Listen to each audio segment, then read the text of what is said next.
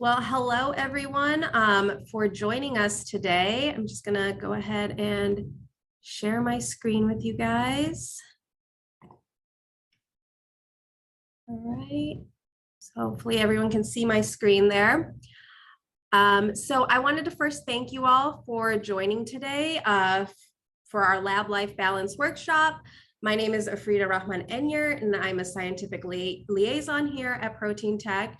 And this is part 2 of 2 for this event. So thank you so much for joining us. And if you joined us on Tuesday for part 1, thank you for that. So on Tuesday, we had our physical health workshop, and today we have 2 wonderful speakers who will be talking about how to maintain your mental health while trying to balance your busy lab schedule. So at the very end, we'll also be raffling off 2 prizes to help with your lab life balance. So make sure you stick around.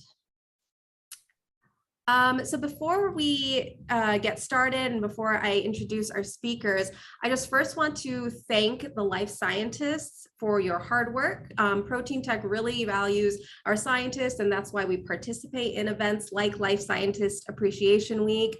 I know that we are approaching the end of the week, but it's not too late to participate in our daily giveaways. So today's giveaway, we have a $5 gift card for coffee. There's a limited supply of these, so make sure that you submit your request. You can also use this QR code if you want to check out our other LSA events. And additionally, if you're interested in our LSA events or other future events that we might have, please check out our Protein Tech socials for more information. So before I begin the actual workshop, I just want to share a couple short company slides so that you know who we are as Protein Tech. So Protein Tech is a leading manufacturer of antibodies, immunoassays, and recombinant proteins. We have antibodies against more than 13,000 targets. We also offer ELISA kits, IHC kits, and cell separation kits. In 2020, we acquired Chromotech, and Chromotech develops nanobody-based reagents for immunoprecipitation, for immunofluorescence, and for protein purification. And the third line that is a part of Protein Tech is Humankind. And Humankind manufactures cytokines and growth factors. All our proteins are expressed in human HEC293 cells, meaning that they have native folding, post-translational modifications, and glycosylation. And we offer both research use only and GMP grade products. And what makes Protein Tech different from other companies is that our products are manufactured in-house and only sold by us by our Protein Tech label. So you won't see our products under any other company name. We also offer full transparency about our products, so we can share detailed validation reports about our products' performance and quality control. And lastly, I would like to share the success of not only us as a company, but also our customers as well. So our customers have cited Protein Tech products in over 130,000 publications worldwide. And we are also very proud that Protein Tech has won the Researcher's Choice Award in CiteAb this year, showing that our customers really do value our products. So with that, I want to introduce our first speaker for today, Rachel Surratt. Rachel is an associate professional clinical counselor. She obtained her master's degree in counseling psychology from University of St. Thomas. Rachel graduated with her bachelor's of science from Colorado State University in clinical counseling psychology, where she specialized in honors research on the work-life balance of women in STEM academia. She has experience as a peer mentor for Black African-American college students, providing mental health advocacy, academic, and community support. She also interned for the Colorado Center for Assessment and Counseling, providing testing and counseling to young children, and spent 5 years as a research assistant in gender psychology studies. Rachel believes in providing radical empathy and understanding to individuals and families, and focuses on an acceptance and commitment theoretical orientation. So thank you so much, Rachel, for being here today. I'll let you take it away. If at any point you guys have questions during the presentation, please feel free to drop those questions in the chat box and we can address them in the Q&A after each talk. So I'll let you take it away, Rachel. All right, thank you so much. I'm gonna get things started and share screen really quickly. All right. Perfect. So, as Frida said, I am Rachel. I'm here to talk about work-life balance insofar as self-care and really transforming the priorities that we have, because I understand as people that are focused in science and in the lab community, a lot of times the priority is the work that we do, which is amazing. But I also believe in creating a balance between us being the priority and then also the work that we do. So I'm going to talk a bit about self-care. First, what is self-care? I'm sure that everyone's general understanding of it is these images here, right? Bubble baths, champagne, face masks, just like taking time for me. That's amazing and that's part of it, but it's not the whole story of what self-care really is. And I think what's easiest to do is to start with what it's not. So I'm going to talk about a few myths about self-care. The first is that it has to be all or nothing. A lot of times we think, oh, well, I don't do self-care. I don't do a hour-long yoga practice, so I don't really engage in that. But the truth is that it can be very small and it doesn't have to be a concrete routine that we engage in all of the time. You don't have to do a face mask every week. You don't have to book appointments to the spa. It can be a lot smaller than that. The second and the third, I like to combine them, is that it's a luxury and that it's selfish. A lot of times in our lab culture, college culture as well, pretty much any working culture, to be honest with you, the expectation is that you either spend a lot of money for it, like I said, go to a really expensive spa every once a month, or that you take time out of your community schedule to get it done. A lot of people assume that their work matters more than themselves, but the truth is that your work matters and you are part of that work. So I like to say my work matters, including me. So those are some of those myths. The next is that everyday things are self-care. A lot of times when we're trying really hard to engage in it at the beginning, we say, okay, I'm vacuuming my living room because there's dust on it. That is self-care, check, check. What can I do next? That's not necessarily what we're talking about when we get into self-care. It can be, it absolutely can be when we clean our house or take care of our bodies and our minds. But if it feels like a chore, then it's probably not what you need to take extra care of yourself and restore your mind and body. So we really try to differentiate between a habit, a routine, a chore, and a self-care element, if that makes sense. The next couple are overdoing yourself insofar as self-care until you can't, and then doing it. Like, I'm going to work until I couldn't possibly work anymore. I'm going to talk a bit about experiences of burnout and stress and what that might look like. A lot of times we think, okay, I'm going to run myself ragged. And then at the end, I'll drink a glass of wine and lay on the couch, and that is self-care. Amazing, I've done it. Truth is, self-care is something you should be doing at all aspects of your career and pathway. When you're especially energized, self-care is still great. When you're feeling a little low and run down, self-care is even more important. So there are always really, really big things that we should be engaging in. And the last two, which I think are the biggest barriers that I hear about, well, self-care is not because we think it is that it takes forever or that it's mandatory. It's not mandatory to do the same thing over and over until you experience burnout with it. You don't have to do a bubble bath once a week, and you don't have to be in the bath for an hour to count something as self-care. It can be as short as 5 to 10 minutes. It can be as infrequent as today I went for a walk and that's my self-care. Tomorrow I'm going to get some ice cream and that's my self-care. It can be as varied as you need it to be, and that's really the beauty of it. So how I like to define what self-care is, with all of those myths out of the way, is a self-initiated behavior that people choose to incorporate in promoting good health, general well-being, and social community. It's a really important aspect as well.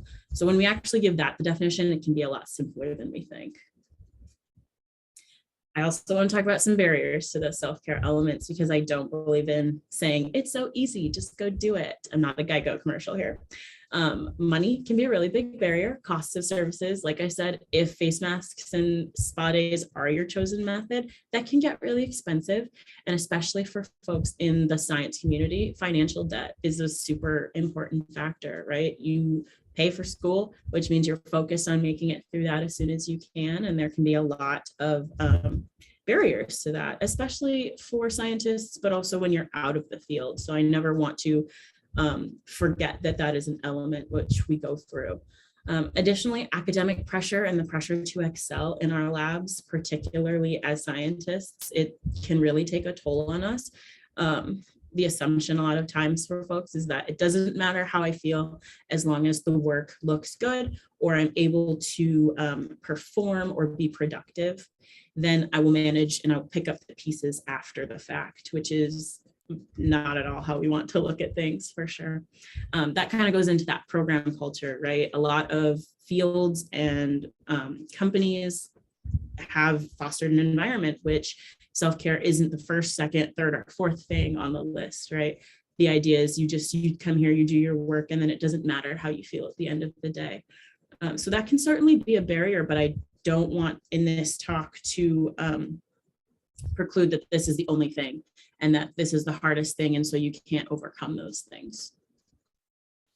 Next, despite what your lab lead is telling you, there is actual evidence to say that self-care is super duper important. Those behaviors have been clinically shown to make us happier and healthier in the long run and more effective at work and at home. A lot more success occurs when you're feeling ready, willing, and able to do your job. I'm sure everyone understands that. It also means saying no, setting boundaries with work and with home, right? Seeing when those things are, as well as reducing your stress levels. That's super, super huge. We know how damaging stress can be. Additionally, it improves resilience in us, in our minds and our bodies. So it improves physical resilience. And so far as your immune system, getting sick a little less, being tired a bit less, but also your mental and emotional resilience. So having a really hard day at the lab doesn't necessarily have to take the toll that it could if you were not able to manage those self-care habits and kind of keep a steady level playing field with yourself. It also strengthens interpersonal relationships. So the benefit of self-care could be that your lab community gets closer too. That can be a really good benefit. And I love this little infographic because it basically describes what we think self-care is and what it actually is. So like I said, part of knowing when it's time to get into self-care is knowing when you're extremely stressed and when you're burnt out. I understand that as scientists, you kind of are always in a period of stress, and there's a therapeutic intervention known as eustress and counseling or cognitive behavioral therapy, which uses this kind of stress versus burnout mentality to describe when you're in a good stress, eustress, or you're burnt out. So for you all, a lot of times being stressed is a norm. You're overengaged or appropriately engaged, if you want to call it that. Highly reactive, so like ready and willing to change something on the drop of a dime or address some really important issue in the lab every day. I know that every day can look different. That also contributes to feeling like a sense of urgency, like, okay, this has to get done right now. I'm capable of doing that. Yes, it is stressful and I'm feeling a bit of anxiety about that. I also have no physical energy to get those things done. All of those things are being stressed. The difference between stress and burnout is your ability to make it through the end of the day. So burnout, which a lot of people experience, honestly, early in your career, as well as mid and late through your career. So I don't want to pretend that this isn't something people go through all the time, is when you're feeling disengaged with work. So lack of motivation, it doesn't really matter what you're doing, or you're not able to focus on the work, the task at hand, a sense of helplessness about work, especially when things are not going according to plan. You know, science is not always 110% successful. Sometimes things are really difficult, but if you notice a sense of helplessness in your ability to do your job, that could be a sign that you're more burnt out than stressed. And also depression, as well as no emotional energy. So that difference between feeling physically tired and emotionally tired, it can be really important to take note of. And there's lots of signs of depression. That's not going to be the focus of my talk particularly. I am a therapist, so I could talk to you about that in the Q&A. But if you notice that loss of motivation, feeling helpless, feeling emotionally drained happens, that's the sign that you're in burnout mode. And it's really important that you engage in especially helpful self-care. So let's get into the actual usages of self-care. You'll notice this wheel in a couple of my slides.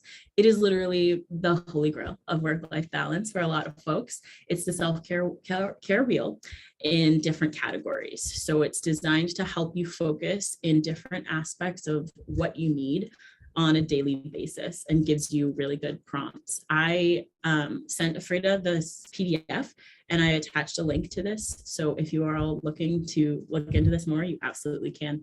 But the general principles for engaging more in self-care in your daily life is to take really small steps. Like I said in that myth portion, if something like a 5-minute meditation or journal in the morning is all you feel like you can do, that is self-care.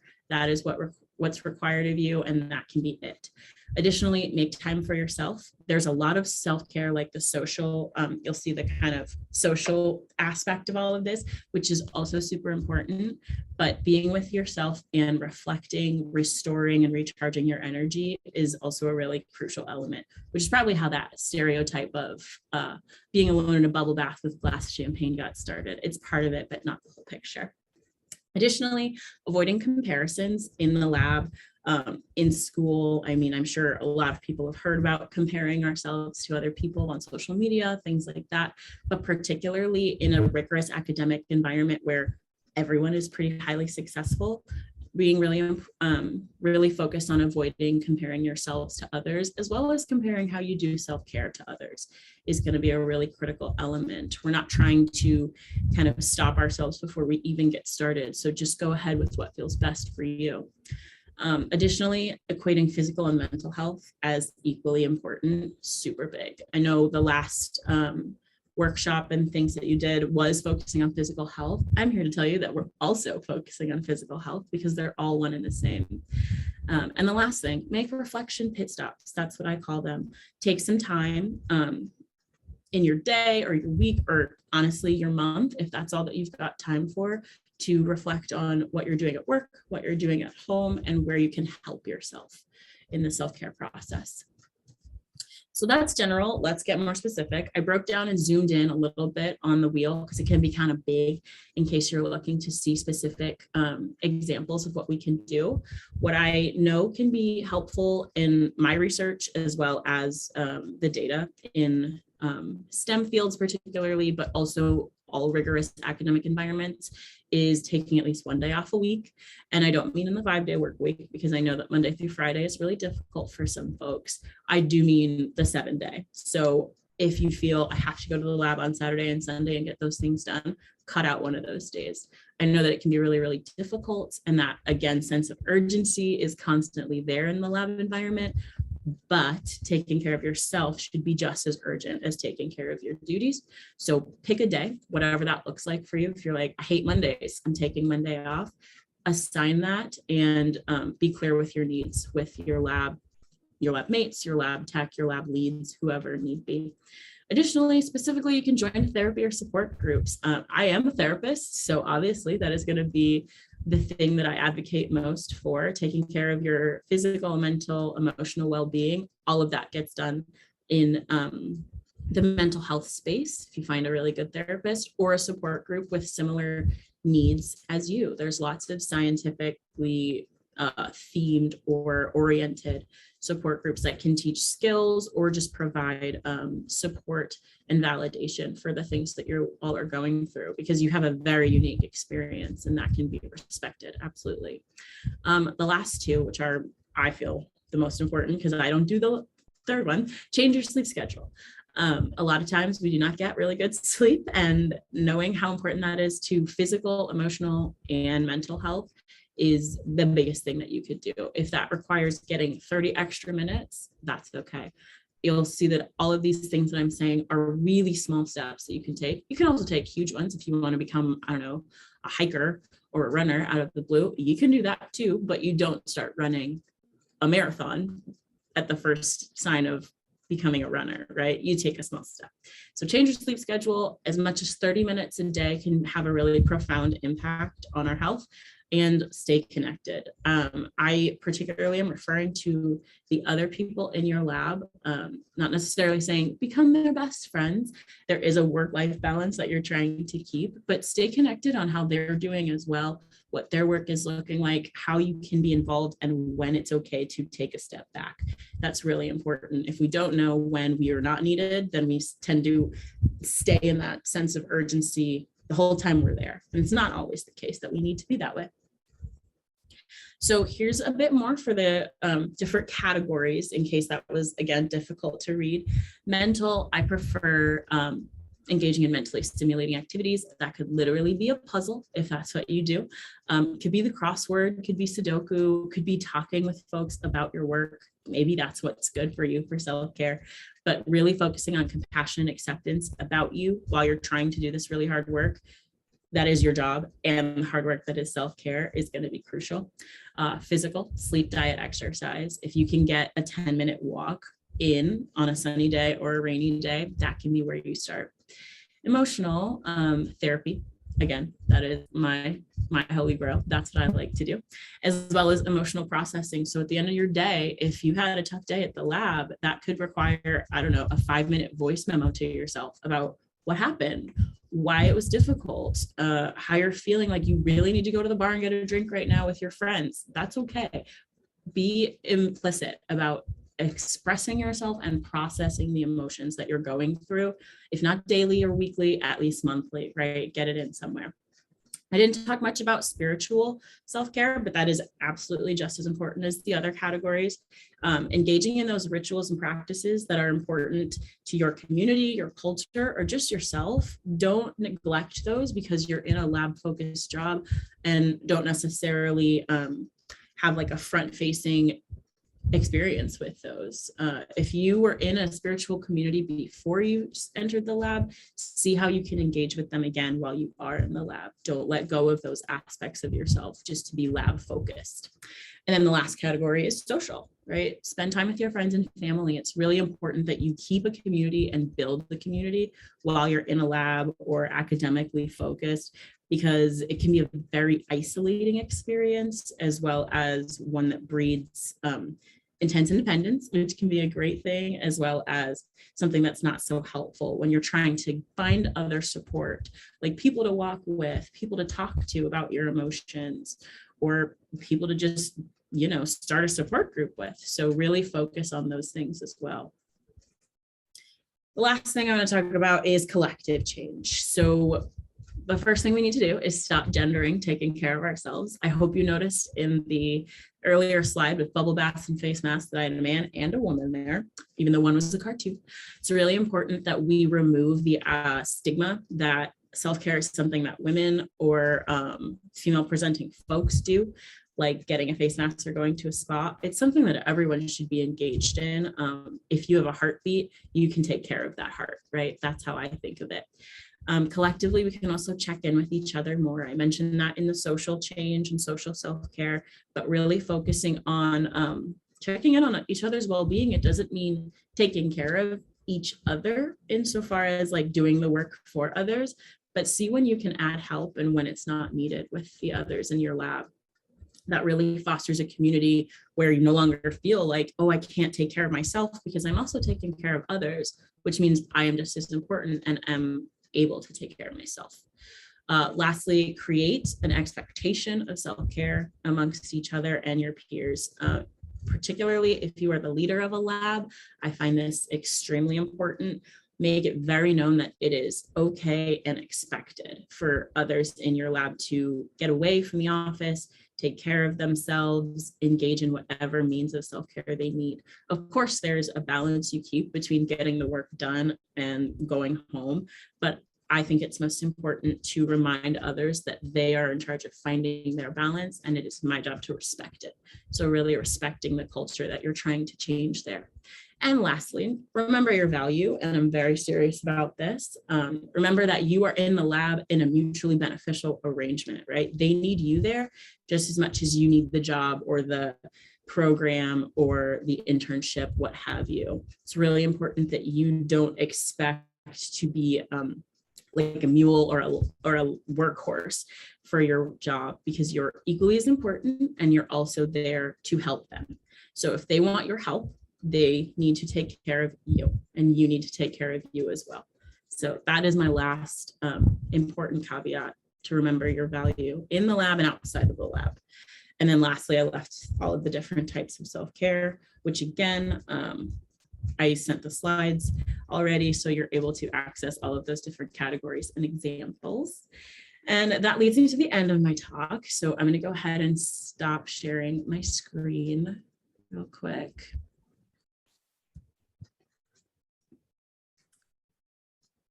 Great. Well, thank you so much, Rachel, for that talk. If you guys have any questions, please feel free to put those into the chat. I think we have one from Douglas. This is a very good question. So Douglas asks, how do you overcome the slave driver PI? My experience is that they say that they believe in work-life balance, but the actions of PI say differently. But when you actually take those steps, you get pushback and or looked down upon. Yeah, that is a really good question. So what I'm hearing you say is that a lot of times the actions do not speak louder than the words, or they do speak louder than the words, and that you're looking to kind of engage more in self-care without that community already being set. What I find is most important is almost like, I don't necessarily mean this in the term, but unionize your self-care, right? If you can create a community amongst your peers who all find this important, and take those kind of understandings with you inside and outside of the work, you'll find, I hope, hopefully, of course, you'll find that the overall culture kind of shifts with the times. Because a lot of times it can be really difficult to say, well, whatever you guys are going to do, I'm going to go take a 10-minute walk. Instead saying, hey, does anyone want to take a 10-minute walk with me? This is something that I'm going to be doing, and it is non-negotiable, and it's good for us. Additionally, I also find it really helpful to express the fruits of your labor to those people that are maybe naysayers or don't have that buy-in, by saying, oh my gosh, that vacation that I took, or that 5-minute meditation was so good. I was able to get so much done. Really hammer home how helpful this has been for you, because we are kind of trying to get their buy-in, unfortunately. Those are the 2 tips that I find most helpful. Yeah, and that's a great point, because, you know, a lot of the times in this type of environment, we see a lot of things like competition, where it's like you see that your lab mates or the graduate students in the lab next door are working longer hours than you, and then you get this pressure, and your PI sees that too, and it's like, hey, you know, why are these graduate students working longer? So I like your advice. That's, you know, kind of hone in on the fact that this was very helpful for me, and kind of compete in that way. So thank you very much. So we have another question asking, what is a good way to encourage your team to incorporate self-care without making it seem required or forced? Yeah, that's a really good question. And I know in my research, I actually get that a lot with professors and people saying, like, how can I get my graduate students to engage more in self-care? A lot of things is offering options for folks. We as people just kind of assume that if someone says, go do self-care, we have to pick something and then stick with it. Instead saying, hey, here's a list of things, or here's the wheel. I think it'd be great if you guys could pick 1 or 2 things to do, just so that I know you're taking care of yourself. I'm going to pick these things. If they're community oriented, I'm going to go to a group yoga class. If anyone wants to tag along, that'd be great. So it's not necessarily making it mandatory, but it is getting that understanding across that this is encouraged, but not a requirement that you engage in the way that I expect you to engage in self-care. Great, thanks. Rushi asks, how do you develop the habit of saying no or setting boundaries? Oftentimes I feel I am being judged and find it difficult to say no. Oh man, I work on that all day with clients in therapy. It can be really, really difficult. Boundaries, the thing I like to say about boundaries are they are only respectful if you respect them. So keeping in mind the kind of 3 bits, which is this is important to me. Therefore, to stick with this thing that is important to me, I need to do this. If I don't do this, then this is what I need, is really helpful in a work environment. So saying, here's what I need, here's what I'm going to do. If this isn't going to work, then here's what I need as a compromise, and really sticking with that. Having those last two pieces also helps you feel like you're not saying no, right? You're saying A or B. Yeah. So whichever one they pick is the one you're going to do. It's not you saying, no, I can't do this thing. It's saying, I will do one of these two, you choose. So that's really helpful for me. Great. Julie says, I just started using the post-vacation fruit strategy, and it seems to be working. So that's great. Katya says, I agree, meditation and talking to people about issues is key. I'm stressed at work and I have just lost my best friend, and self-care is key for me. I didn't want to go to a point of no return in depression. Thanks for sharing that, Katya. And I'm really sorry for your loss. Sierra asks, how do we deal with stress coming from searching a permanent PI job? Having the feeling that you'll never succeed with it and losing motivation because future seems hopeless. How do we engage in increasing our confidence and bounce back from defeat? Yeah, there's a lot there. And I would, my first and foremost would say, talk to a therapist or talk to a support group, because they have a bit more understanding of the job market you're probably looking into, right? Because your therapist needs to be as local as possible, obviously. But I would say initially, working on that confidence is a manner of practice. So practicing the skills that you have in any way that you can to feel like you are capable and of value for the job you're looking for. It doesn't necessarily mean like, I'm going to go lead a yoga class, or I'm going to go do this thing that would put me in a PI mentality, but practicing the skills that you know are important in your personal and work life. As well as sharing with others your goals, right? There are people at your job that hopefully, of course, would like to help you succeed and help you get to those places, and accessing your community for additional advice is really, really helpful. Great. Well, okay. Thank you everyone for your questions and your comments. But we should move on to, we have one more wonderful speaker. So I want to introduce our next speaker, and thank you again, Rachel, for your wonderful talk. So our next speaker is Julie George. Julie is a finance manager with HH Global, a marketing company that's based out of Chicago, Illinois. She's also the founder and host of the Brown Girl podcast, a platform that was created as a result of her own upbringing as a South Asian first-generation child of immigrants, where conversations on certain societal topics like money and finances, dating and relationships, mental health, and divorce were simply non-existent. Over the years, Julie has grown a passion and interest in learning about finances and investing, as well as advocating for financial literacy of others, and dabbles on this topic often on the podcast. Julie is also a retired personal trainer and nutrition coach, and enjoys spending her free time exploring the outdoors, hiking, running, and staying active. So thank you so much, Julie, for being here today. I'll let you take it away. And if you guys at any point have any questions, please just drop those into the chat box. Awesome. Thank you so much, Afrida. Let me go ahead and share my screen.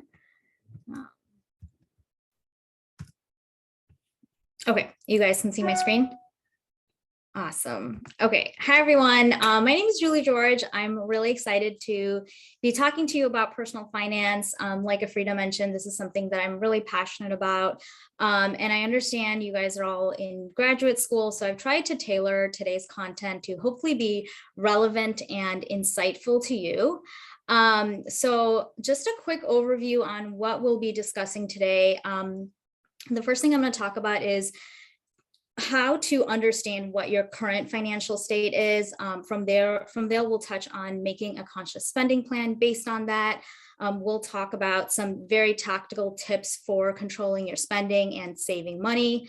We'll introduce the concept of sinking funds and how they can be a powerful tool for savings. And then we'll finish talking through a general order of operations for how to prioritize your financial commitments. And I'll share some helpful resources and ways that you can connect with me as well.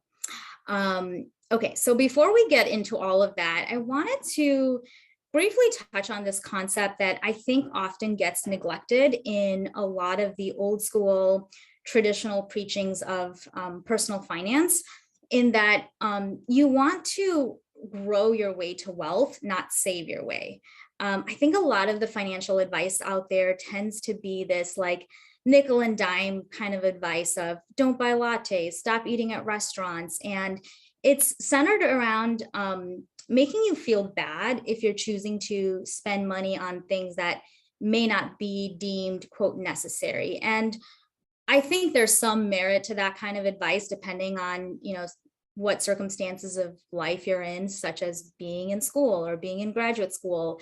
But by and large, like most people outside those short-term limited, circumstances are going to benefit considering or prioritizing how they can make more money and grow their wealth rather than how they can save more money. Because if you think about it, there's a limit to how much you can save, but there's no cap on how much you can earn. And so I just wanted to put that thought out there as just a general principle to keep at the forefront as you graduate your programs and start working and kind of going through the stages of life. Your time is really going to be better spent figuring out how to increase your income, grow your money rather than how to cut costs. But today's presentation does have some focus on cost cutting and controlling your spending and things of that nature. But I also am going to touch on investing and growing your wealth as well. Okay, so let's get into it. So the first thing to do, I think when you're trying to get serious about your finances, is first understanding your current financial state.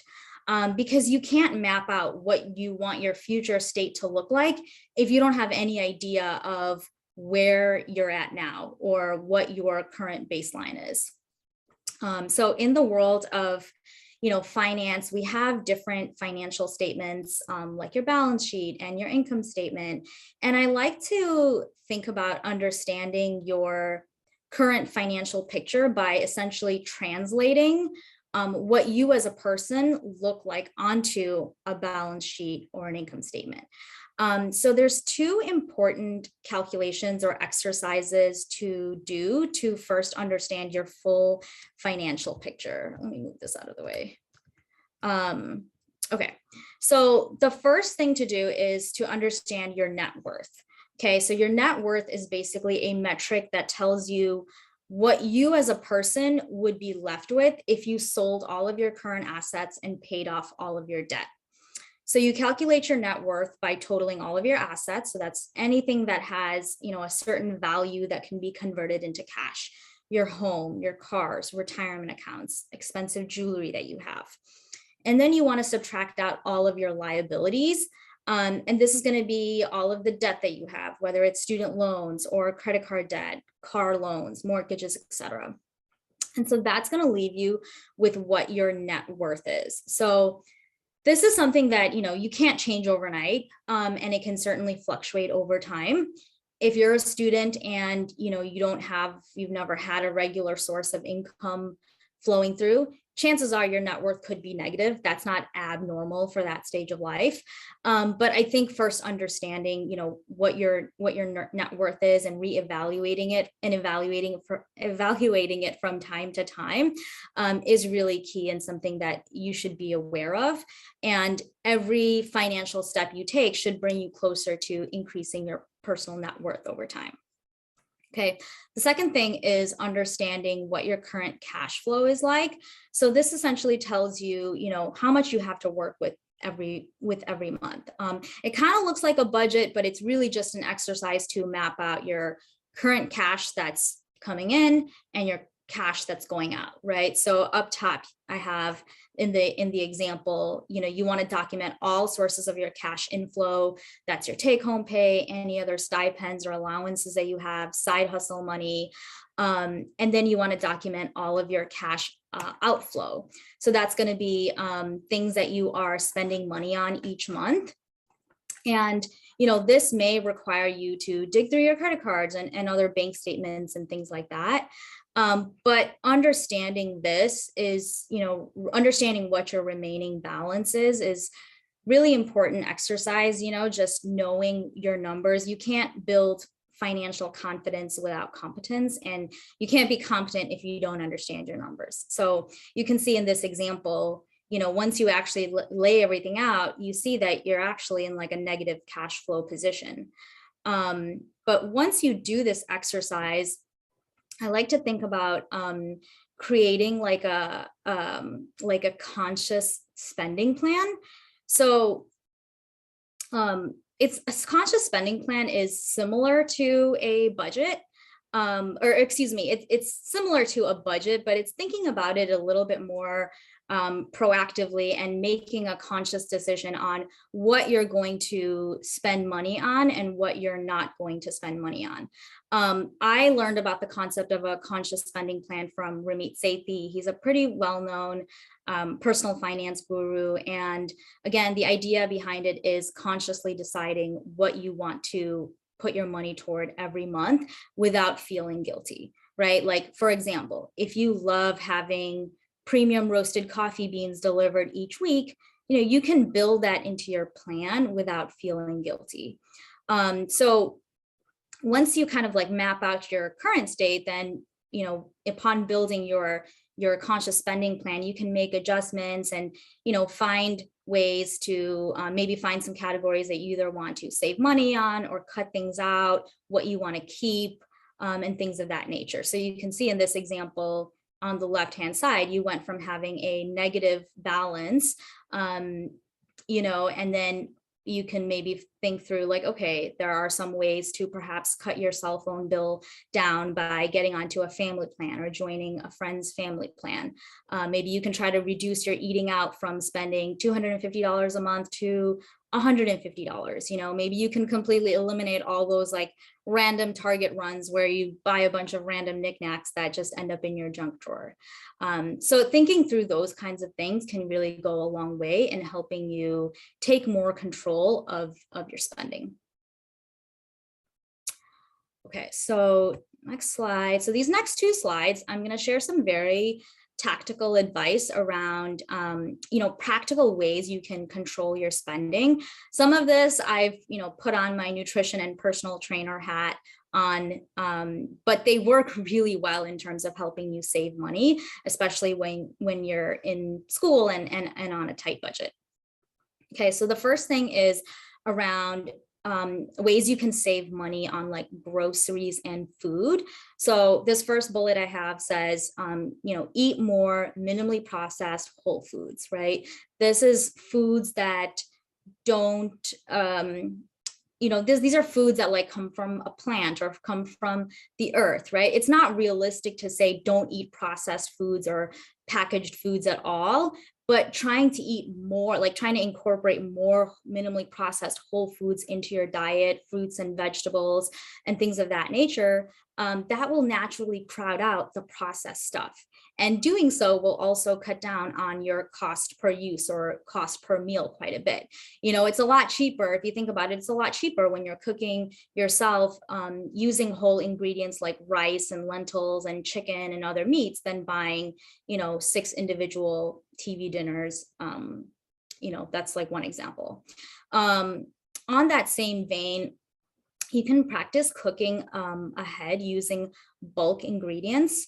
So the more you can prep your meals in advance, the less likely you'll have to resort to ordering out because you ran out of time and you're hungry and now you need to order takeout or go to Chipotle that ends up being, you know, $15 for a lunch. There's a couple methods of prepping food ahead that work really well to save money. You know, you can go the more traditional meal prep route where you're making actual full meals and putting them into containers that you can simply just grab as you go out the door.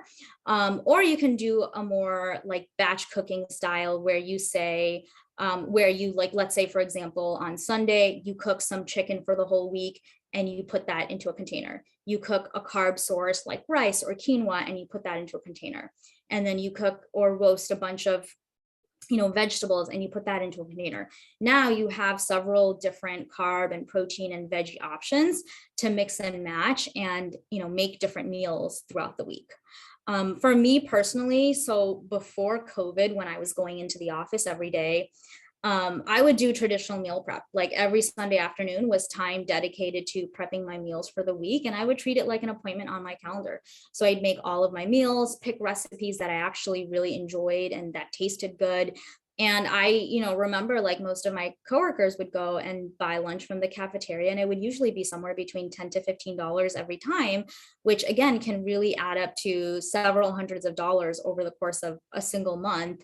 Whereas with what I was doing, like I was meal prepping using simple, basic bulk ingredients that my cost per meal would often come out to, somewhere between like $1 and $3. Now that I'm completely remote, and I don't have to go anywhere for work on a daily basis, I prefer doing this batch cooking method, which is a lot easier for me. And I think that's also a really great option for families. So if you have like other people in your household that you feed, batch cooking a bunch of different options can also allow them to like pick and choose what they like and what they don't like. My personal favorites, I love using the Instant Pot. If you just do a quick Google search of one pot recipes, you can find tons of really simple, really delicious recipes that use simple pantry ingredients, and it saves you money, it saves you time, and it's better for your health as well. The other last two tips I'd have is when you go grocery shopping, like writing a list of what you need goes a long way. Because when you go in there without a plan and you're just walking through the aisles all willy-nilly, it's a lot easier to pick up random things that, maybe you won't actually use that end up just sitting in the fridge and going bad, and then you have to throw it away. And the last bullet is saving restaurant meals for social outings rather than convenience. So that was like a good rule of thumb that I personally like to practice. I really adopted this rule several years ago because I wanted to reach certain personal like fitness and physique goals, but it also really works well from a financial standpoint. If you can do a little bit of work up front to make sure that you have meals in your fridge is stocked with options, then you're not creating room to have to order takeout because you don't have food and you're hungry and you don't have any other options. So this next slide has a couple more tactical and practical advice for saving money. I wanted to touch on like ways you can save money through gym memberships. I know gym memberships can be really pricey these days, often in the range of like $200 to $300, and that may be out of your price range being students. And but not having gym memberships doesn't mean that you can't exercise and get fit. First of all, just like walking more, trying to get 8,000 to 10,000 steps a day, like that's free. It's an underrated tool for your overall health and metabolism and weight loss and all of that. You can use YouTube. There's that's a great platform for free workouts. I've linked in this presentation, and I'll be sure to send it over so that you guys have it, but I've linked to like fitness channels, and they make great follow along type videos that you can turn on, follow for 30 to 40 minutes and get your workout in that way. I also linked a free 6-week training guide that I've used for myself and for personal training clients. It's like a Google Doc. So all you need to do is just open it and you can save a copy for yourself. The third advice I have for minimizing your spending is to normalize planning social events that don't revolve around spending money. So for example, if you want to catch up with a friend, I think oftentimes our go-to is let's get dinner, let's get lunch, but if you're on a tight budget, that may not be the smartest thing to do regularly. So things like suggesting going for a walk around the park or grabbing coffee or checking out a museum, for me, like I love to cook. And, back when I had just graduated college a while back, I remember I had a bunch of student loan debt. And I was really adamant about wanting to just aggressively pay that off. So I was living on, what felt like a tighter budget. And I loved cooking, and I loved inviting friends over for dinner and just cooking for them, which was a much cheaper alternative to going to a restaurant every single weekend and spending, $60 to $80 just for a meal and drinks and things like that. The last advice is around housing. I know it may not be feasible for everyone to just change their housing situation right away, but housing is going to be the biggest cost for most people. So if you can find ways to reduce your current housing costs, maybe getting roommates, if you don't have a roommate, maybe renting a room from a house. A lot of times people who own houses will have empty rooms, and they'll rent a room, and it's usually a lot cheaper than getting your own place. Okay, so that was just sharing some, hopefully some tactical tips for you guys to save money, practical tips for saving money. Shifting gears a little to talk about like practicing patience, and I want to introduce this concept of like sinking funds. So this is this is a pretty tactical way to think about like saving for future expenses that you know you'll have down the road. But sinking funds, what they are, they're essentially like a strategic way to save money for a specific purchase by setting aside money each month for it. So let's say you know that next year when you graduate, you want to go on a graduation trip to Disney. You can create like a sub savings account that is just dedicated to that specific purchase. And every month you can automate a particular savings amount to go toward that fund. And that way, by the end of the year, or however long away it is, you'll have saved enough money to pay for those expenses in cash, or at least pay for majority of it in cash. And you don't run the risk of having to put it all on your credit card and then not have money to pay off your balance. Similarly, you can follow that for anything really. Like for me personally, like I have a sinking fund for a wedding. Like I'm not engaged, but I do anticipate a wedding in the next 2 to 3 years, and weddings are expensive. And so I have a certain amount of my paycheck, automated each month, transfer to a specific sinking fund. And it's not a lot, but the goal is that it can grow to something more substantial by the time I actually need to use it.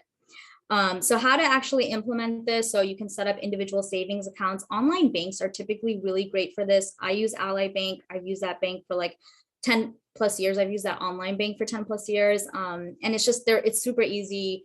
You can create new individual accounts. You can give it whatever name or nickname you want. The big thing that I want to emphasize on sinking funds, in order for them to really work, the best strategy is to automate your contribution. So whether that's setting up a direct deposit from like your paycheck at work, to have X amount go to that particular online savings account, or you can just set up like an automatic transfer from maybe your main bank account to this particular saving account, like whatever it is. Automating it though is going to ensure that you're actually saving it, and help you like actually prioritize it, as opposed to just leaving it up to chance and then it not getting done, or you forgot, or you already spent the money or whatever. So I think I love the concept of sinking funds. It's a great way to practice patience too, which is an important tenet, I think, in making good financial choices. Okay, so this is the last slide to cover in terms of content. I know like personal finance, I mean, where to start, what to do first, should you pay off your debt first? Should you invest first? Like all of that can be so overwhelming. And so I wanted to share a general framework for how to think about like prioritizing all the different things that you're supposed to do.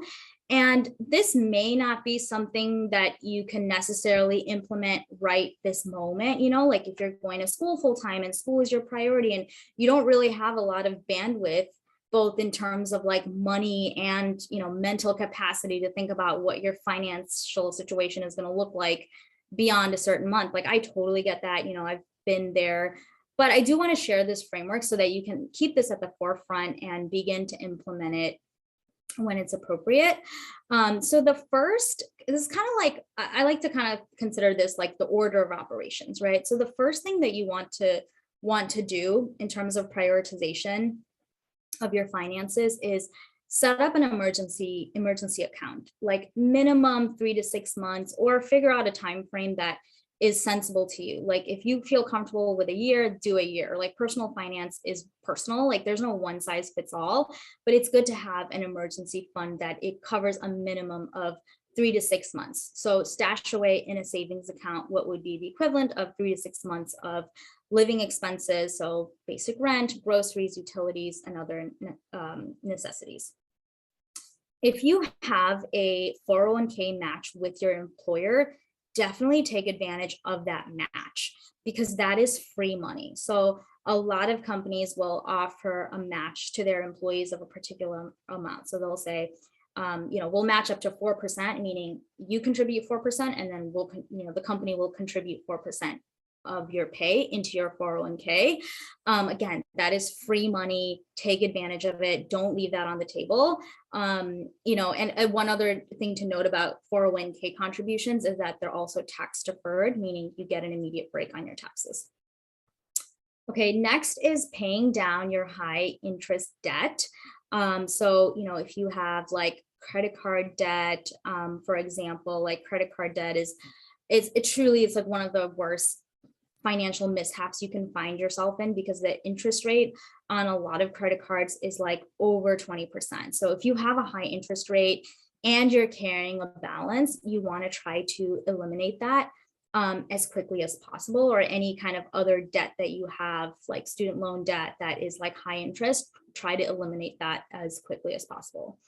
And then I think like once you have a good handle on those things, the next step that you want to do is just start investing your money. Like, do not leave your money in a savings account because of how high inflation is. Don't leave your money in a savings account beyond what you feel comfortable with for like an emergency fund. Just to clarify that. But because of how high inflation is, you're actively losing money by not investing. The stock market has historically provided returns of about 10% or so since its inception. So you're going to be, much better off putting your money in there than leaving it in a savings account. I know like I've had conversations with friends or, people who want to get into investing, and they're like, I don't know where to start, which stocks to pick. How do you know what's a good stock to pick? Investing is not about picking individual stocks. You can certainly invest in the stock market without having to pick individual stocks. A really great place to start is with index funds or ETFs. You can Google the technical differences between the two, but they're very similar in that they're essentially funds that pool together a bunch of different investments of stocks and bonds into a singular purchase. So for example, instead of like buying individual stocks of Apple or individual stocks of Microsoft, you can invest into an ETF that's based on like the S&P 500. So it's going to pool together hundreds of companies that exist on the S&P 500 and bundle that into a single purchase.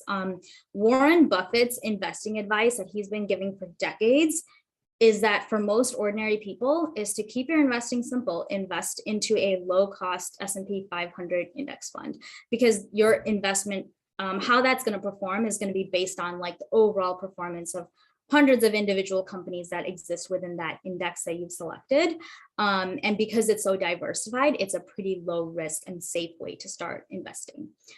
So I have a couple like steps on the right-hand side of this slide that you can read through, but it can be really overwhelming, like when you're getting started, because picking a fund, like there's literally hundreds of different index funds and ETFs out there. It can be so overwhelming, such to a point that you end up not doing anything because you don't know where to start. So, one like pretty safe, low cost fund that is one that's typically recommended as like a starter ETF is the Vanguard S&P 500 ETF. The ticker is VOO. So if you just do like a quick search of that on like whichever brokerage platform you use, whether that's Vanguard or something else, you can find its equivalent with other brokerage firms. You can pick that fund and then automate money into that like brokerage account every single month. And again, I just want to emphasize the key is like automating it so that you're not leaving things up to chance. Okay, so along those same lines, just to before we wrap up, I wanted to share this tweet that I literally just found this morning that I threw on here. But this is from Delianne. She's like a money coach, and she hosts a CNN Money podcast called Diversifying. So she writes in this tweet like how investing as simple as $50 a month at age 25 could grow to $431,000 by the time you retire. And that's because of the compounding stock growth. So hopefully that is enough motivation to see how powerful even investing something as little as $50 can be. Okay, just to wrap up with some quick resources. Again, I'll send this out. Some books that I've really enjoyed reading, that I've learned a lot about personal finance around. Podcasts. I did put my podcast on here. My podcast is not focused on like money, but I do talk about money often. I grew up in a culture where I had a lot of unlearning and learning to do. So I love being able to share that. So I've laid out a couple of episodes that you can search. And then here are some ways that you can connect with me or find the podcast. So. Great. Well, thank you so much, Julie. That was really informative. We do have a couple questions in the chat. So Katya asks, how do you manage the huge increase in cost of living post-COVID, inflation, gas costs, in your strategic control of spending? Yeah, I mean, honestly, inflation sucks. We go through these kinds of turns, like the economy will experience turns, dips, recessions, and all of that.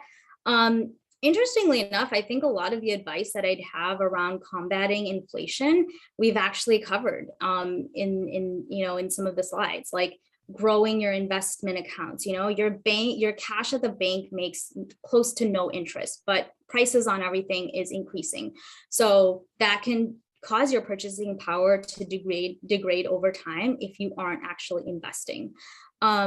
Spend less if you can. Like, this is a great time to reconsider your overall spending. When your necessities begin to cost more, you should be reevaluating your discretionary spending. And then even when it comes to like food choices, like I was reading a report that actually said that eat more vegetables, because the price of meats we've seen like the highest inflation for like meat products, animal derived products. So eating more like vegetables and like plant-based products could actually reduce your grocery bills, your bill at the end of your checkouts. All right, thank you. Katya has another question. Is it better to put money in a TFSA or paying off your car debt with a 3.99% interest rate? I'm not sure what a TFSA is, but I would say prioritize it in terms of what your ROI would be. So for example, if I'm assuming the TFA is some kind of like investment vehicle, if your rate of return is 8%, but your interest that you're paying on your car is only 4%, you're better off prioritizing investing that difference than paying off your debt. So Katya put in TFSA is tax-free savings account. Okay, tax-free savings account. Yeah, I mean, I would say I don't know what kind of returns you get from the tax-free savings account, but again, I would just evaluate like what your return is for that specific account, and compare that to what the interest is that you're paying on your car note, and prioritize accordingly. Okay, thank you. Are there any other questions for Julie? All right, well, then we will move on to doing our raffle. So we have two great prizes for our raffle today. So our first prize is a $100 spa gift card to a spa of your choice. And our winner for that is Rushi Gupta. So if you're here, please type in, "I can't wait to relax," into the chat so that we know you're here and you can claim your prize. Awesome. Okay, so we have our first winner. Congratulations, Rushi. We will be in touch with you shortly via email, and we'll get your information and get you that gift card. Our second prize is a $50 Visa gift card. And our winner for that is Shruti Iyer. If you're here, please type in "yay money" into the chat so that we know you're here. Awesome. Okay, so we have our second winner. We will also be contacting you via email and getting your information. And I just have one more slide that I want to share with everyone in case you missed this from part 1, but for being here today, we wanted to offer everyone a free sample of one of our products. So you don't have to copy down this link. We will send this to you in a follow-up email, but basically this link will get you to a form where you can fill out and get a free sample of any Protein Tech antibody, nanotrap, or recombinant protein of your choice so that you can try some of our products out. So with that, I will end the webinar. I just wanted to thank everyone again for being here, for asking such great questions. And thank you to our 2 speakers who both did such a wonderful job. And happy rest of ELSA, everybody. Have a good day. Thank you.